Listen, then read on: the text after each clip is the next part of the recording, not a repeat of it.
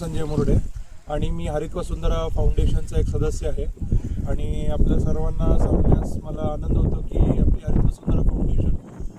15 August 2016 पासून कार्यरत आहे आणि याला जवळजवळ 10 वर्ष पूर्ण झालेली आहेत आणि आपण आजपर्यंत 5000 पेक्षा जास्त झाडं आपण फक्त लावली नाही आहेत तर ती जगवली पण आहेत। आणि आज 2026 मध्ये 12 जुलैला आपण ITI येथे 500 झाडांची पहिल्या टप्प्यातली वृक्षारोपण आपण केलेलं आहे आणि तुम्ही इथं आसपास झाडे बघू शकता, जी काही वेगवेगळ्या प्रकारची आपण वड, पिंपळ, कारंजा, तुती किंवा अजून पठार,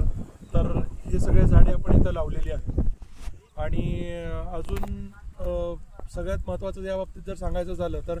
हरित वसुंधरा फाउंडेशनमध्ये सगळे जास्तीत जास्त इंजिनियर्स आहेत आणि सगळ्या इंजिनियर्सनी मिळून ही फाउंडेशन उभा केलेली आहे आणि त्याच्यामध्ये आम्ही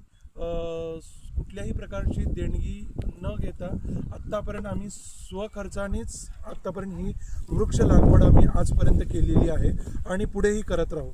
तर मला सांगण्यास आनंद होतोय की म्हणजे आज मोठ्या प्रमाणामध्ये खासदार, नगरसेवक किंवा ITI कॉलेजचे प्राचार्य, परत काही प्रख्यात चित्रकारसुद्धा या उपक्रमाला उपस्थित होते आणि त्याच्यामुळं